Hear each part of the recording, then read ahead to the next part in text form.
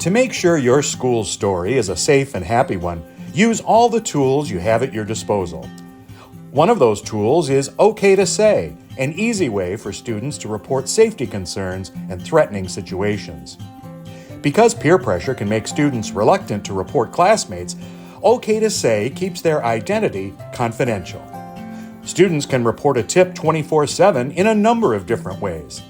They can use the OK2SAY app, send a text to 652-729, call 8555-OK2SAY, send an email to OK2SAY@mi.gov, or fill out the tip form at OK2SAY.com.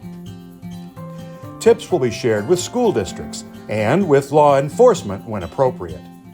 By making sure students are aware of the OK2SAY tools, administrators and staff can empower them to make their schools safer and their stories happier. Visit OK2SAY.com for more resources.